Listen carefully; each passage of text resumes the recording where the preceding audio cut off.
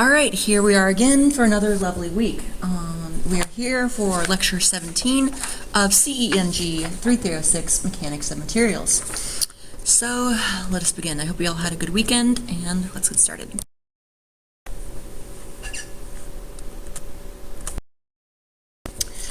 Alright, so we're going to finish up with torsion for lesson 17, and then for lesson 18 we're going to move on to some new material over ductility, over ductile and brittle materials.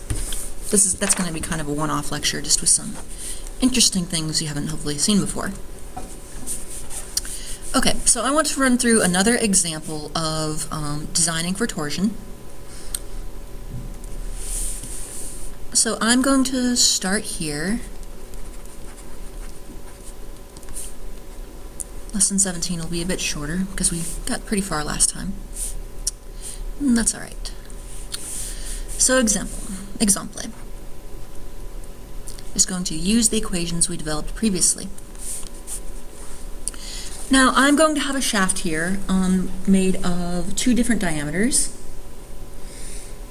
Okay, but it's going to be a little bit more complicated. It's going to be a little bit complicated, maybe not more complicated, but it's going to be a little bit complicated. And for those watching this this morning, I'll be having office hours mostly normal this week, but today I will not be able to have them due to a scheduling conflict. But anyway,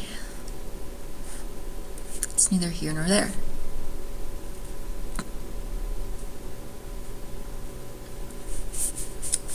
Alright, so I'm going to have, so you can see here that I'm going to have a shaft here that has two different diameters, but also I'm going to have a portion of it that is hollow. Like so.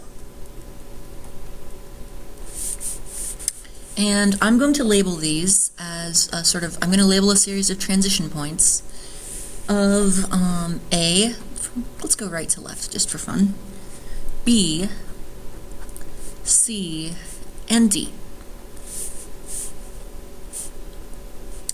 And then I'm going to have, I need to give you some dimensions on here, put some dim lines on here, and like all my drawings, this is going to be perfectly to scale, and just like all my perfect circles that I always draw.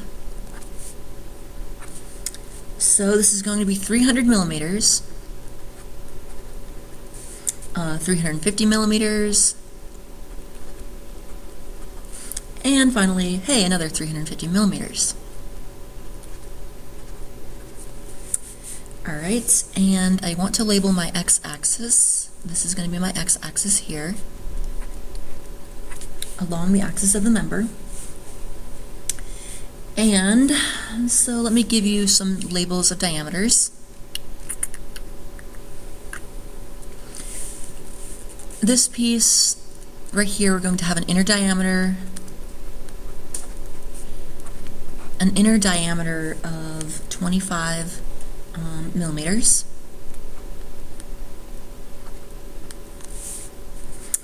And an outer diameter here of 50 millimeters.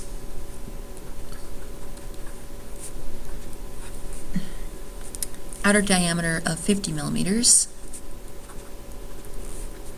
That little chicken scratch symbol means diameter. And this is going to be a solid section of diameter 40 millimeters. Diameter 40 millimeters.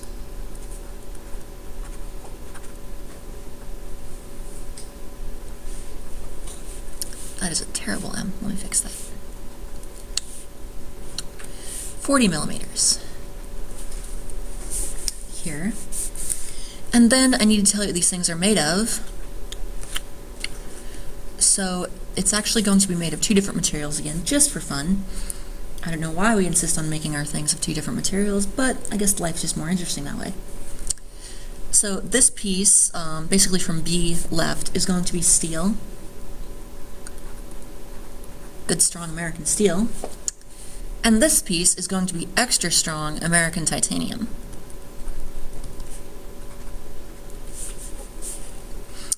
And I'm going to give you the G for each of these. And I'll just tell you for steel, G is going to be 79 gigapascals. We're doing this one in metric.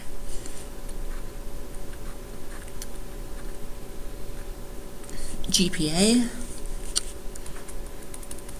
titanium, that's pronounced right, titanium, or titanium, depending. Maybe there's somebody out there who pronounces it like that. 44 gigapascals. All right, and then I need to actually give you some loads on here. So all this stuff here is given. Hopefully it's given with a little bit better handwriting, but it's still given. I'm going to have two loads on here, both torques. This is going to be pi over 2 kilonewton meters counterclockwise. Kilonewton meters counterclockwise. And then this one here, I'm going to have pi kilonewton meters. This one being clockwise. Okay. So let's see. Okay, so what do I want to find? Well, I'm going to have a few things. I want to find the, a few things, so let me just tell you. Find A, the torque diagram.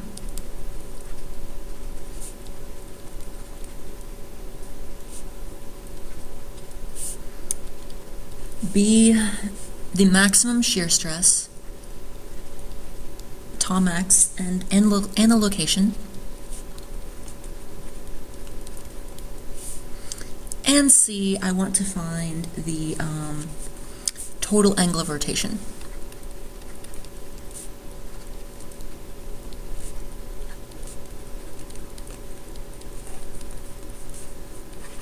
Phi.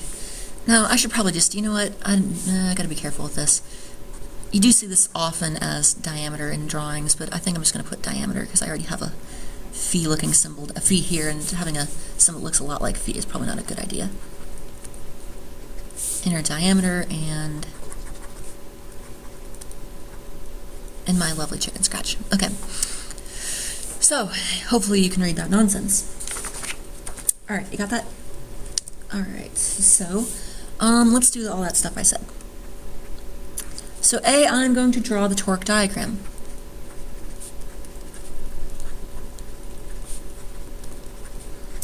I am going to draw the torque diagram. And here, so let's do that. This one's going to be fairly straightforward. Diagrams are very simple when you have just point loads, or in this case, point moments. We will get to shear and bending moment diagrams later in the semester, and we're going to have all sorts of fun with that. Remember that stuff from statics? You thought that was going away? Thought you'd never have to see that again? Think again. D, C, B, and A. We're going to have so much fun with beam design. I love beam design. And the units for this, I'm going to have T for torque. And my units are going to be kilonewton meters. Then I'm going to have this down here and this down here.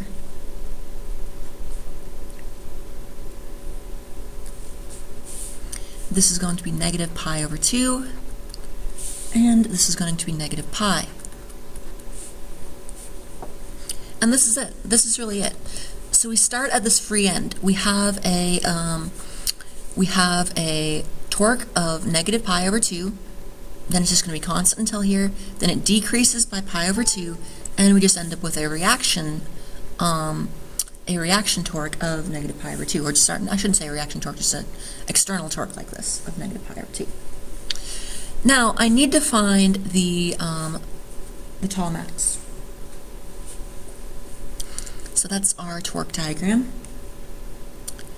And next, for part B, let us find the tau max and location.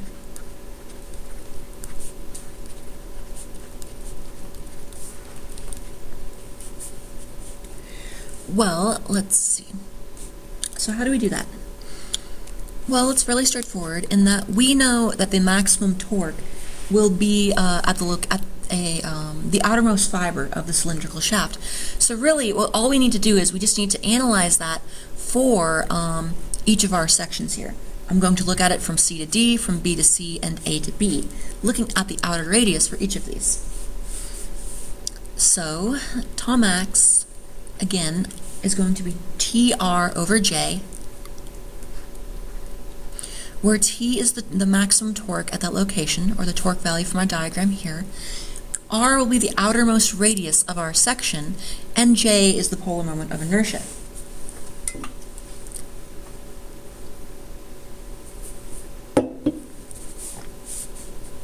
So first of all, I'm going to I need to find all of my polar moments of inertia.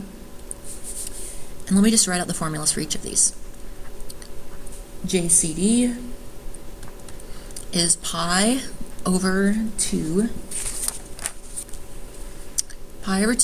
times r outer to the fourth minus r inner to the fourth equals J from B to C equals pi over 2 times r to the fourth, just for a solid circle, or r outer to the fourth if you'd prefer, and JAB equals pi over 2 times r to the fourth.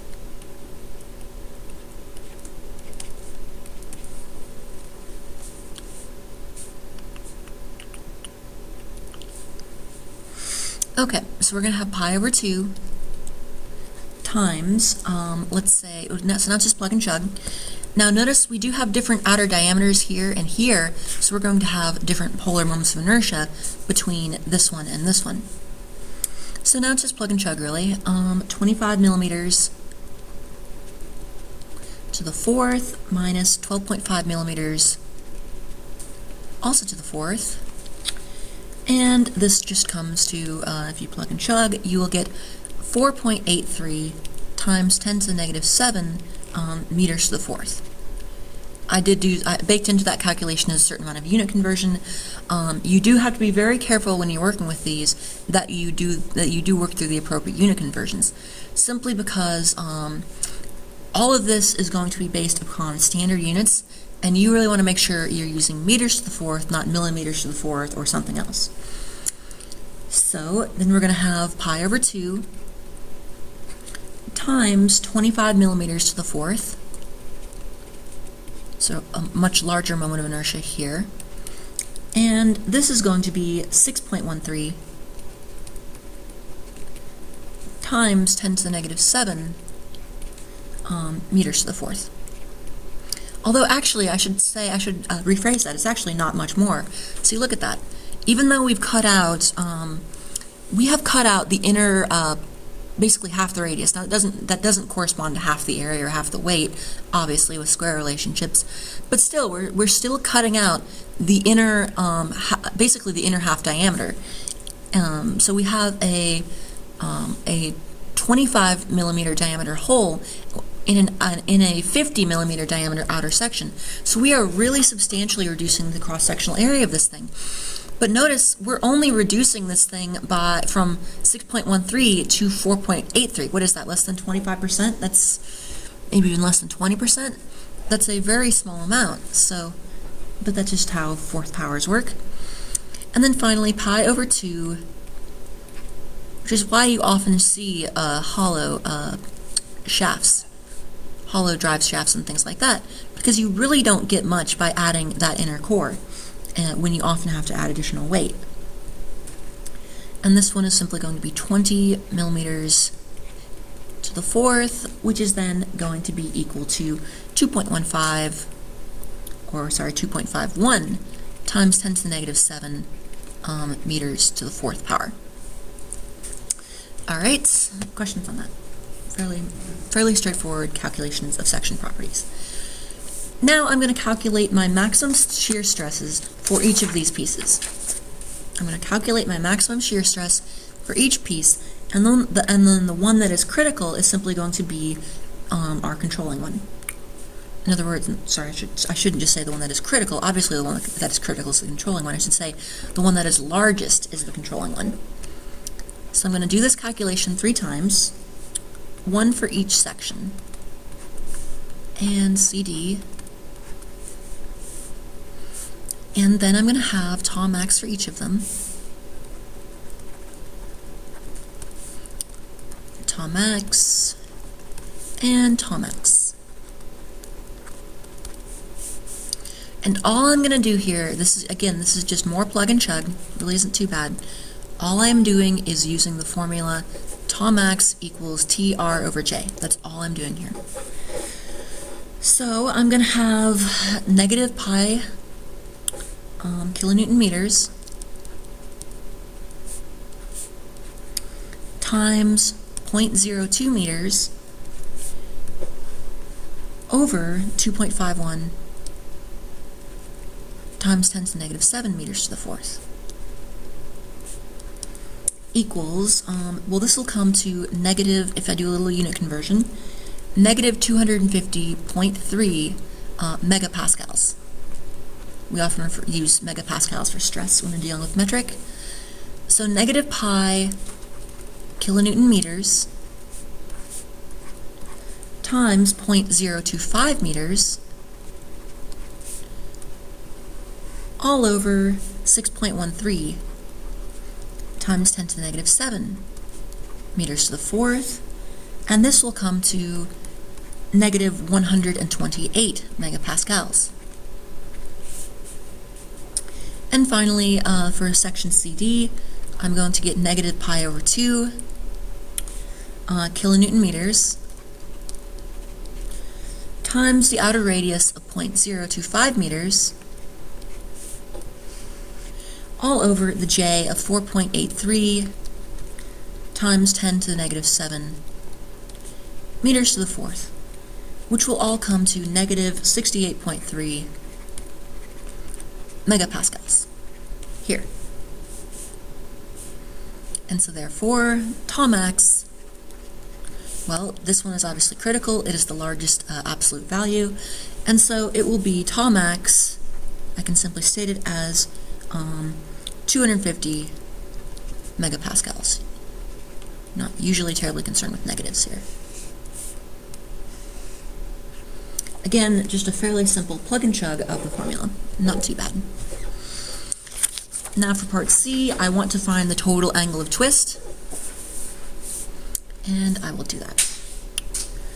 So I'm going to find the total angle of twist, C. So I want the total angle of twist from A to D. And the formula again for the angle of twist, which we derived last time, is going to be that phi is LT over JG. This formula does make a lot of sense if you think about it. It's really a balancing of factors that are making things increase, making the angle of twist increase, versus ones that are making them decrease. So if you have a longer section, obviously if you have greater torque, you're going to have more angle of twist. That's all good sense. If you have a longer section, you will also have a greater angle of twist, simply because a longer member is simply by nature more flexible. So it's going to, it takes more time to transfer the load across the element, so it takes more distance to transfer the load across the element, so it can relax a bit more and twist less. J represents a geometric resistance to torsion, is your polar moment of inertia. And finally, G, your modulus of rupture, that can be thought of as a material resistance to torsion or rotation. So this J again is a geometric property, it's a section property. It does not depend on what the J is completely independent of the material or the loads applied. It is simply a property of the cross-section. And G, again, is the modulus of rupture. It is simply a material property. It doesn't care what kind of object you have. If you have anything made of steel, anything made of aluminum, anything made of titanium, it's going to have the same G for that material. Now, if I want to find the overall angle of twist from A to D. This is simply going to be the linear sum of the three different angles of twist. In a previous example, we actually had some negatives, but here they're all going to be going in the same direction, so that's okay. So it can be expressed like this.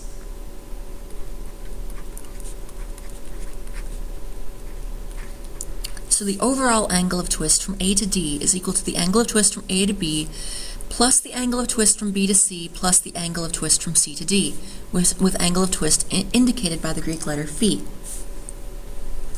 Alright, and so I'm just going to plug and chug through the formula. Phi from A to B equals, phi from B to C equals, and phi from C to D is equal to. And this is 0.375 meters times negative pi kilonewton meters over 2.51 times 10 to the negative 7 meters to the fourth times 44 times 10 to the 9th pascals. Just using the values that we have obtained earlier. And this will equal negative 0.106 radians. If you work through that, you'll see that it's actually unitless, but but we know that radians aren't really a true unit, but we know that angular rotation is going to be in radians. So you don't see radians anywhere here in the equation, but radians simply come out of this because we know it's an angle of twist. More plug and chug, 0.35 or 0.350 meters times negative pi, same moment, kilonewton meters over 6.13 times 10 to the negative 7 meters to the fourth, all over 75 times 10 to the 9th pascals. And this one is equal to negative 0.02389 radians. And then finally this one here is 0.3 meters times negative pi over 2 kilonewton meters